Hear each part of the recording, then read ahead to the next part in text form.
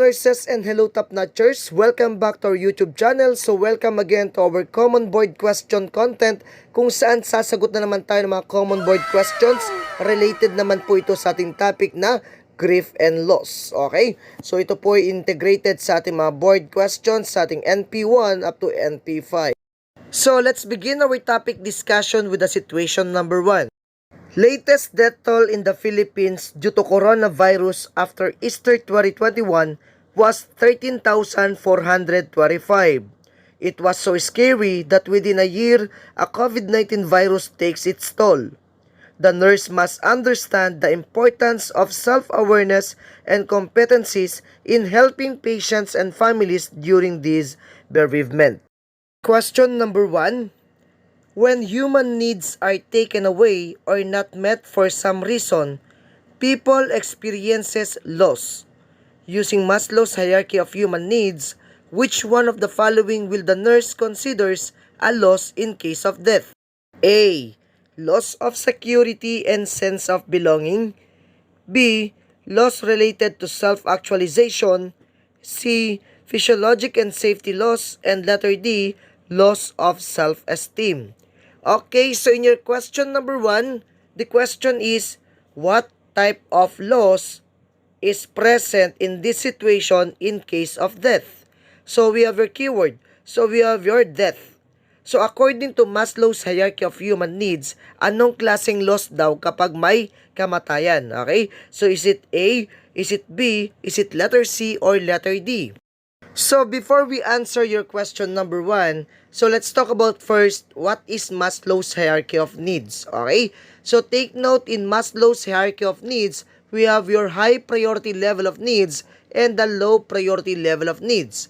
So our priority level of needs is the physiologic needs. Okay? So physiologic needs, we have your oxygen, fluids, nutrition, elimination, rest, and also your sex. Okay? So take note, these are the physiologic needs of an individual. So we have your off-nurse mnemonics. Then after your physiologic needs are met, next needs to be met are, we have your safety and security, then followed by your love and belongingness, the self-esteem, and last need to be met is your self-actualization. Okay? So take note, the last need to be met is your self-actualization.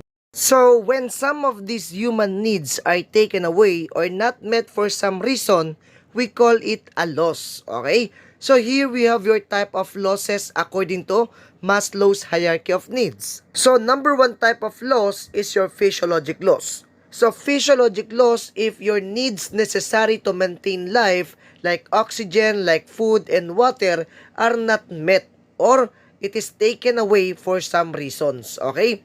So example po natin dito sa ating physiologic loss ay yung nawalan ka ng parte ng iyong katawan. Examples are the amputation of a limb, a mastectomy secondary to your breast cancer, or hysterectomy.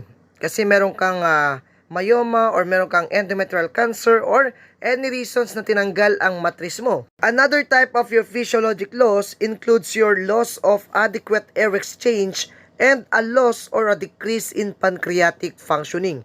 So take note, in your physiologic loss, we have your loss of body parts or failure of an organ or structure to function normally. So that is your physiologic loss.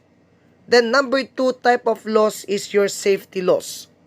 So safety loss is a loss of a safe environment which is evident in domestic violence, child abuse, and your public violence. So sa board exam, pwedeng gamitin yung situation na kung saan yung bata na umattend sa school ay naka-witness po siya. Okay? Naka-witness po siya ng pagpatay sa kanyang classmate. So pag ang na-encounter mo naman na tanong sa board exam is a child who has witnessed the murder of his classmate while at school, would experience which kind of loss? Ang sagot po natin dyan is your safety loss. Again, a child who has witnessed a murder of his classmate while at school experiences a safety loss. Okay, bakit? Kasi there is a loss of a safe environment. Then next, number 3 type of loss is the loss of security and a sense of belonging. So for your loss of security and a sense of belonging, the loss of a loved one affects the need to love and the feeling of being loved. So In your loss of security and sense of belonging, the loss accompanies changes in relationships, such as in your birth, marriage, divorce, illness, and your death. Okay? So as the meaning of the relationship changes, a person may lose roles within a family or group. So dito, kapag may nagkasakit, may namatay, may naghiwalay, or meron po tayong pregnancy losses or birth losses, like in your stillbirth and abortion, it will fall under your loss of security and sense of belonging. So again, in case of death, it is an example of your loss of security and sense of belonging needs. Okay? So yun po yung ating sagot sa ating question number 1. Then, last two types of loss, we have a loss of self-esteem and the loss of related to self-actualization. So, pag sinabi po nating loss of self-esteem, any change in how a person is valued at work or in a relationship or by him or herself can threaten self-esteem. So, it may be an actual change of the person's perception of a changed value. Example is a death of a loved one, a broken relationship, a loss of job, and retirement. So, yun po yung examples natin ng ating loss of self-esteem. Nakakababa ng kumpiyansa, kumbaga. Okay? So, we have your broken relationship, loss of job, and retirement. So, yan po yung mga possible na gamitin na mga situations sa ating board question kapag may gusto silang itanong about your loss of self-esteem. We have your loss of job, retirement, and a broken relationship. Then, for your loss of related to self-actualization, ang pwedeng gamitin naman dyan na situation is an external or internal crisis that blocks or inhibits striving toward fulfillment may threaten personal goals and individual potential. So, yan po mismo ang pwede nilang gamitin sa ating board question kapag may gusto silang itanong about your loss related to self-actualization. So, example for your loss of related to self-actualization, if a person who wanted to go college, write books, and teach at a university reaches a point in life when it becomes evident that those plans will never materialize.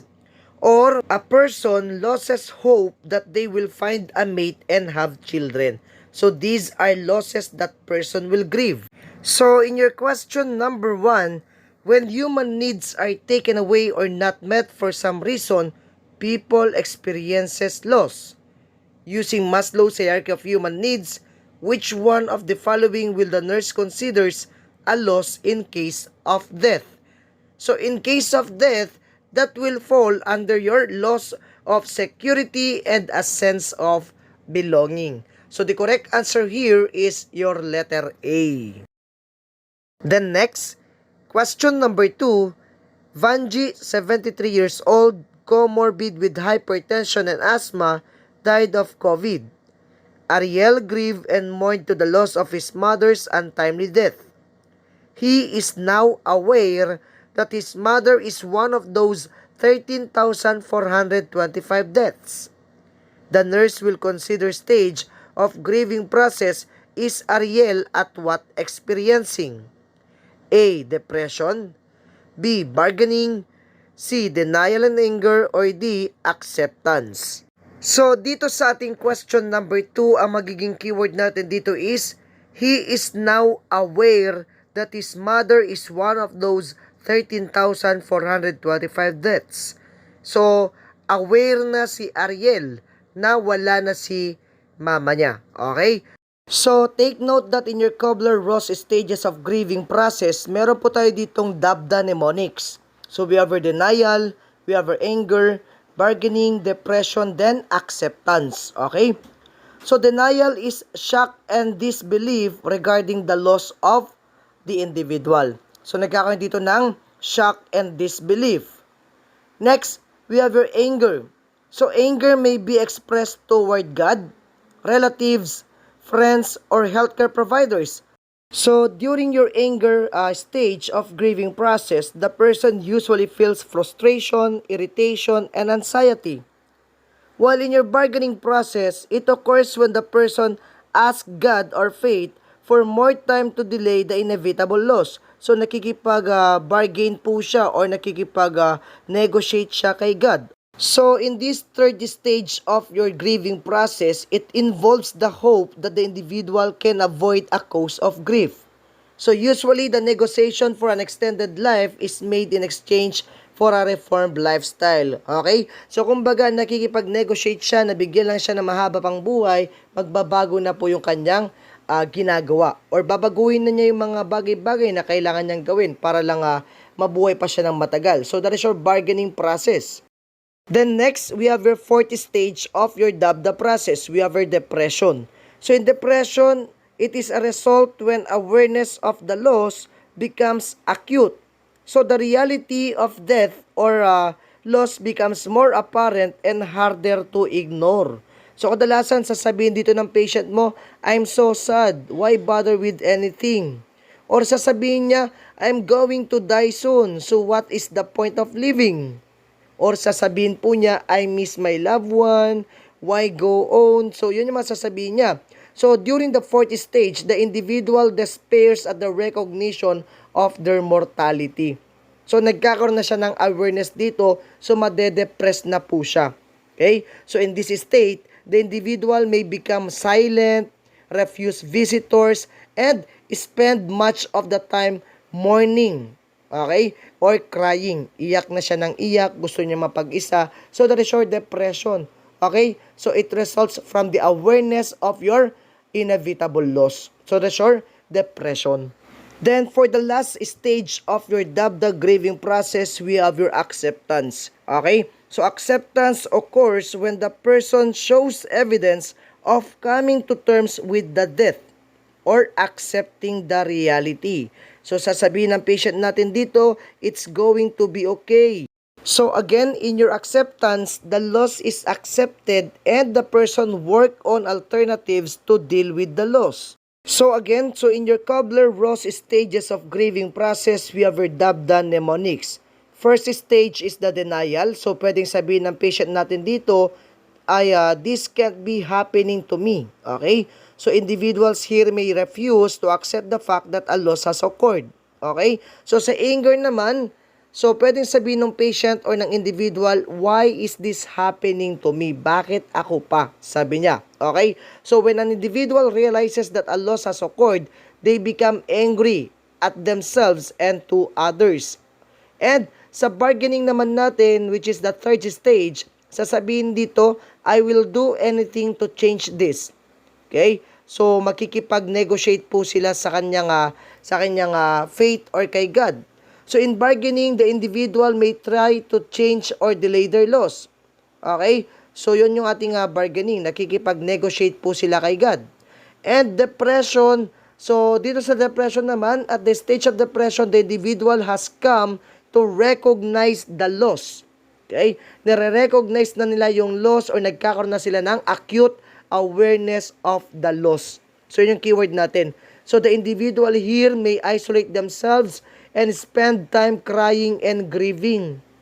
So, pwedeng sabihin nila dito, what's the point of going on? What's the point of living after this loss? Sasabihin nila. And sa acceptance naman natin, pwedeng sabihin naman nila dito, it's going to be okay. So, finally, the individual here will come to accept their loss and they understand the situation logically and they have come to terms emotionally with the situation. So, the person shows evidence of coming to terms with the death. So, they accept the reality. So, that is your acceptance stage in your grieving process. Again, so don't forget your mnemonics for the sequence of your grieving process. We have our DABDA mnemonics. D, we have our denial. A for anger. B for bargaining. D for depression. And A for your acceptance. So here in your question number 2, Vangie, 73 years old, comorbid with hypertension and asthma, died of COVID. So Ariel grieved and mourned to the loss of his mother's untimely death. He is now aware that his mother is one of those 13,425 deaths. The nurse will consider stage of grieving process is Ariel at what experiencing. So sabi natin kanina, ang keyword natin dito is he is now aware. Okay? So aware na po si Ariel na wala na yung mama niya. So take note, when awareness becomes acute with the loss, that is under your depression stage of your grieving process. So the correct answer here is letter A. So take note, I correct the wrong answer sa ating NP5 rationalization sa content natin sa ating YouTube nung last year, which is na-correct ko naman na yan sa ating final coaching last November. So yun po yung tamang sagot doon. So we have your depression, yung ating awareness. So if they come into terms of the loss, then that is the acceptance.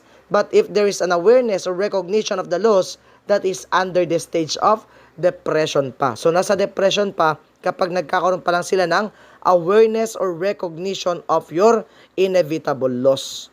Okay? But if they come into terms of the loss, that is your acceptance na. Okay? Coming into terms with the loss is acceptance. Recognizing and awareness of the loss is depression. So the correct answer here is letter A. Depression po ang tamang sagot dito. So i-correct na lang natin yung ating rationalization sa NP5 sa isang content dito sa ating channel. Okay? So letter A is the correct answer here. Then next, for question number 3, which of the following gives cues to the nurse that the patient may be grieving for a loss? A. Thoughts, feelings, behavior, and physiologic complaints. B. Hallucination, panic level of anxiety, and sense of impending doom. C. Sad affect, anger, anxiety, and sudden change of mood. Or letter D. Complaints of abdominal pain, diarrhea, loss of appetite. So, if we say grief, grief is the internal part of the loss. So, it is the emotional feelings related to the loss. So, we have your cues to the nurse that the patient may be grieving for a loss. And it includes your thoughts, feelings, behavior, and the physiological complaints of your individual. So, the correct answer here in your question number 3 is letter A. So, these are the cues that will give the nurse that the patient may be grieving for a loss.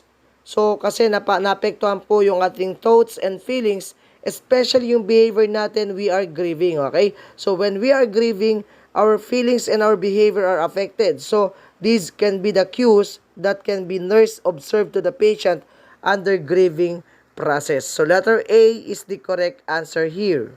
So, always remember that grief is not limited to feelings of sadness only.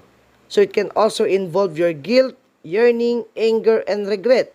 And remember that grief is a natural response to loss. So, grief is expressed in many ways and it can affect every part of our life.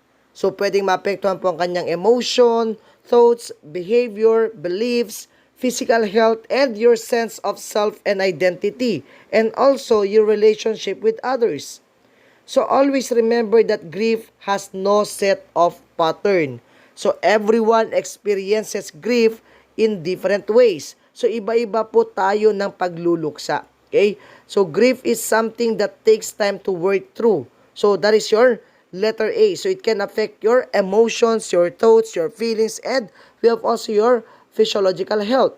So, yun yung ating grief. Okay? So, it is a natural response to a loss. So, it can be expressed in many ways. It can affect every part of your life, your emotions, thoughts, and behaviors, and your physical health. So, the correct answer here is letter A.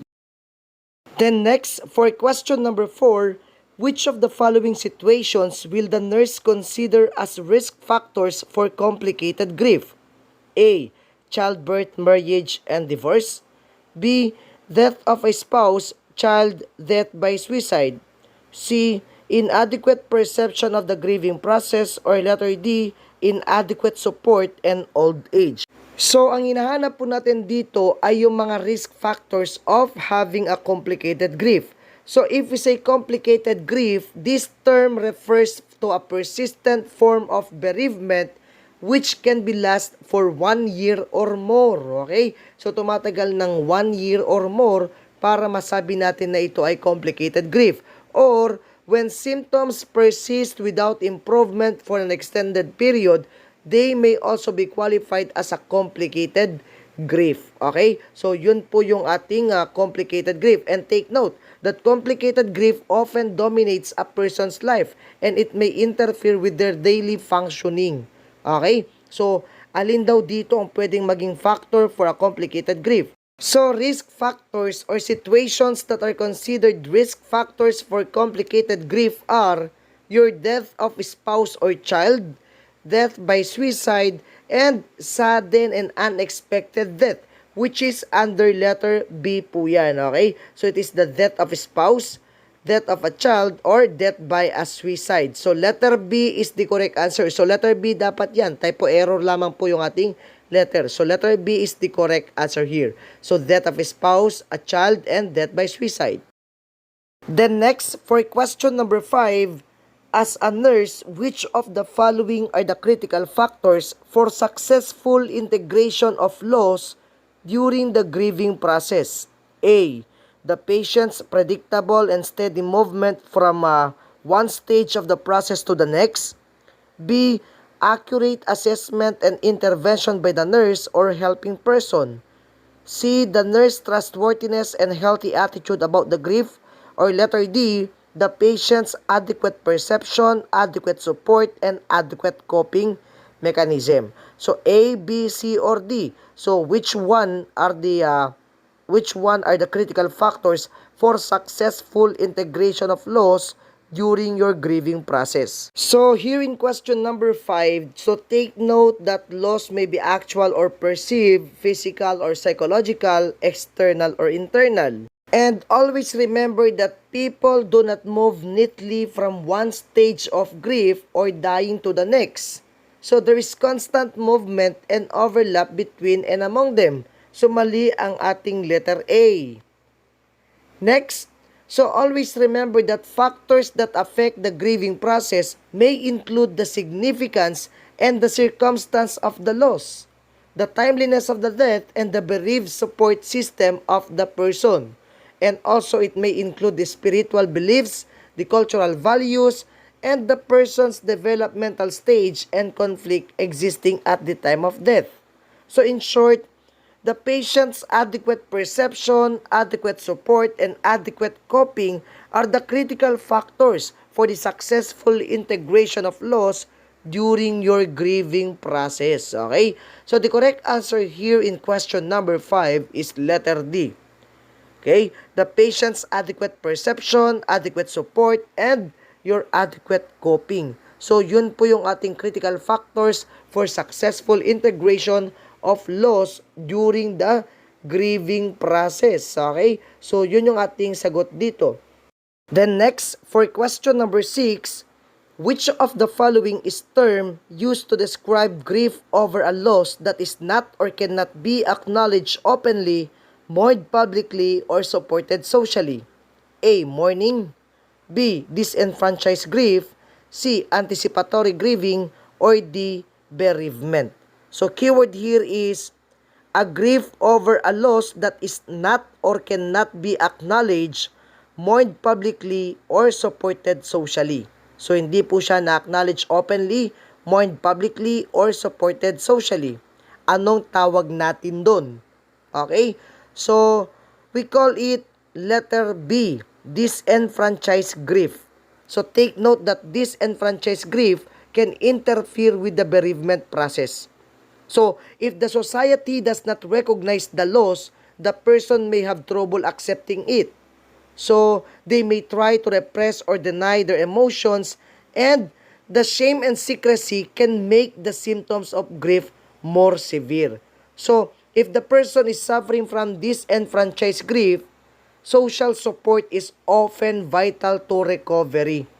So, yun pong tatandaan natin. So, kailan ba nagkakaroon ng disenfranchised grief? Okay, so example ng ating mga situations kung saan nangyayari itong disenfranchised grief is kapag ikaw ay nagkaroon ng loss of a fur baby or loss of a pet. Okay?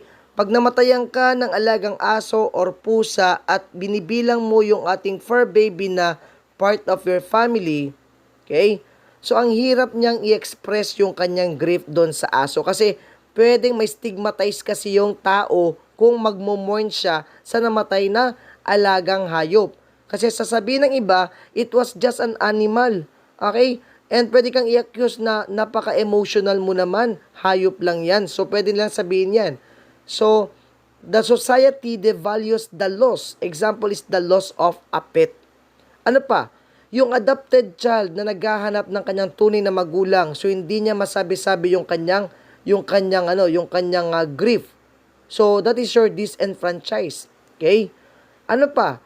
Yung example is yung nagkaroon ng abortion. Okay? Yung nanay na na-abort yung pregnancy niya. So, hindi niya masabi-sabi sa iba na nagkaroon siya ng abortion kasi pwedeng siya ay i-blame ng iba or pwedeng i-chismis lang siya or gawa lang siya ng istorya na siguro pina-abort lang niya yun.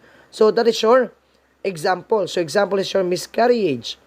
Or kung ikaw ay nasa same-sex relationship at namatay yung partner mo, so medyo nahihirapan kang i-public yung inyong grieving process. Okay? Kasi if we say disenfranchised grief, it occurs when a person's mourning is restricted in some way.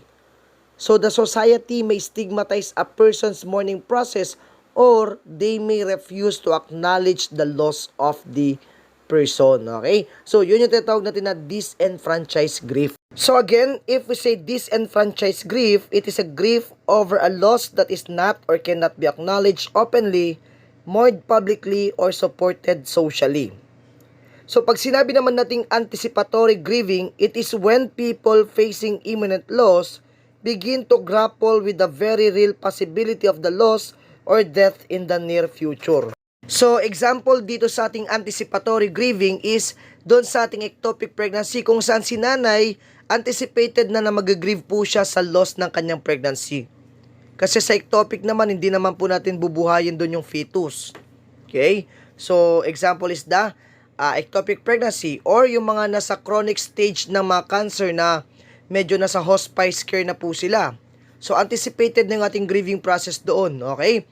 And bereavement refers to the process by which a person experiences a grief. At pag sinabi naman natin mourning, mourning is the outward expression of grief or in short, pagluluksa.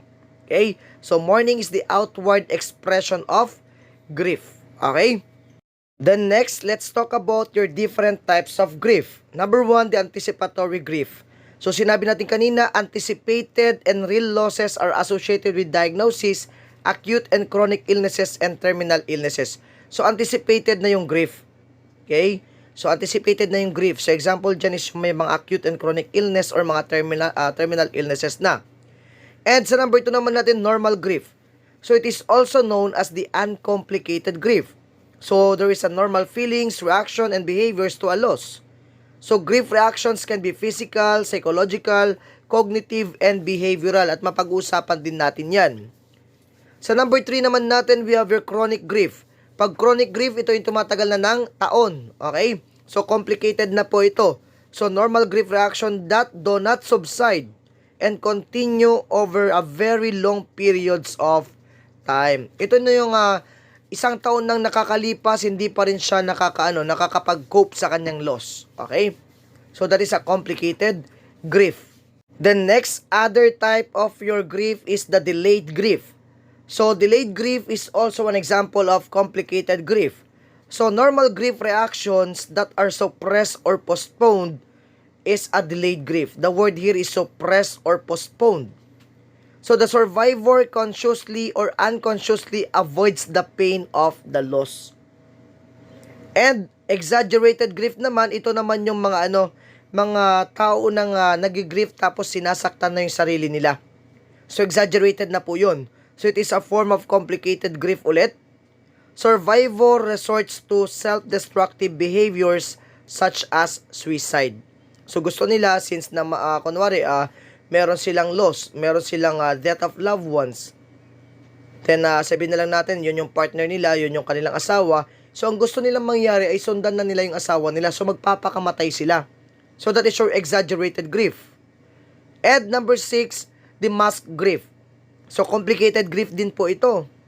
So, parang pag sinabi mong mask is kino-conceal niya yung kanyang grief. Okay? So, the survivor is not aware that behaviors that interfere with normal functioning are result of the loss. And yung number 7 natin, yung pinag-usapan natin kanina, disenfranchised grief. This is a grief that is encountered when a loss is experienced and cannot be openly acknowledged or socially sanctioned or publicly shared. So example natin dyan kanina, yung mga loss of pregnancy like your miscarriage or abortion, yung death of your partner under your homosexual relationship or mga same-sex relationship, and the death of your pets or the fur babies. So, ito yung loss natin na kung inopen mo siya public, so pwede kang may stigmatize, okay? So, mahirap siyang i-open in public. So, it is an loss experience that cannot be openly acknowledged and socially shared or publicly shared. Okay? So, that is your disenfranchised grief. Then next, for question number 7, which of the following is the most frequent and persistent bereavement-associated symptom? So take note, ang tanong po is most frequent and persistent.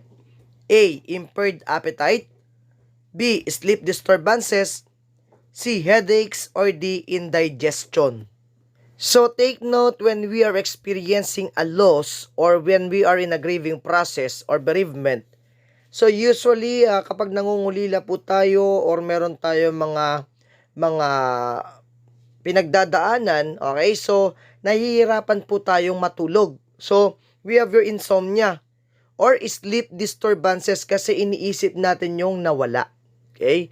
So tayo ay nangungulila, iniisip natin ang nawala. So the most common and most frequent persistent bereavement associated symptom is sleep disturbances. Okay? So the correct answer here is letter B. Sleep disturbances is the correct answer. Kasi nga, yun nga, sabi ko kanina, kapag merong loss, nangungulila tayo. And sa ating pangungulila, nahihirapan tayong matulog. And that is your sleep disturbances. Okay? So, always remember that the associated bereavement symptoms in your grieving process are the following. So, sorrow and guilt is an example of emotional bereavement after loss. Next, insomnia or sleep disturbances are example of physical bereavement after loss. And that is the most frequent and persistent bereavement-associated symptom. So, pag tanungin ka sa board exam, example of emotional bereavement after loss is sorrow and guilt. Pag physical naman, insomnia or sleep disturbances. While your excessive crying or crying uncontrollably is an example of behavioral bereavement after loss. And we have also wearing black. Okay, so take note that wearing black for a period after a loss is an example of social expression of mourning. So yung pagluluksang pagsusuot ng kulay itim, yan po ay social expression of mourning, which is a part of bereavement. Okay? So social naman kapag ito ay pagsusuot ng itim na damit or makasuotang kulay itim. Okay? So that is a form of social expression of mourning.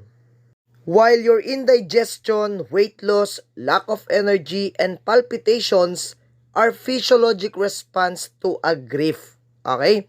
So yung mga indigestion, weight loss, lack of energy, and palpitations, physiologic response po yan sa grief. And attempting to keep the lost one present is a cognitive response to a grief. Yung parang feeling mo nandiyan pa, buhay pa yung taong nawala.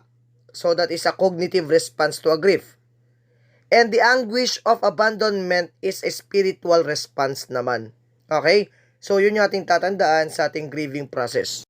Then, question number 8. Physiologic responses of complicated grieving includes A. Tearfulness when recalling significant memories of the lost one. B. Impaired appetite, weight loss, lack of energy, and palpitations. Letter C. Depression, panic disorders, and chronic grief. And letter D. Impaired immune system, increased serum prolactin level, and increased mortality rate from heart disease. So, take note in your question number 8, ang tinatanong po ay physiologic responses of complicated grief. Okay? So, yung letter B, physiologic responses po yan, pero sa ating uncomplicated grief or normal grief. So, mali ang letter B. So, the correct answer in your question number 8, is letter D. Okay?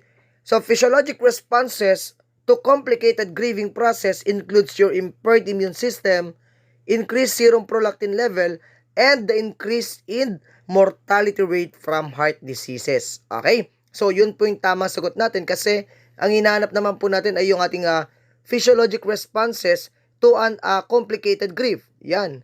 To complicated grief naman. Hindi naman siya sa normal grief. Pag normal grief sana ang hinahanap, letter B sana ang sagot natin. Kaso, complicated grief po ang ating pinag-uusapan. So, the correct answer here is letter D.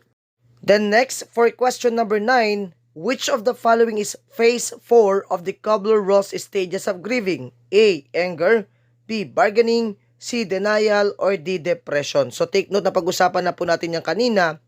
So, pag sinabi po natin Kubler-Ross stages of grieving, we have your DABDA mnemonics.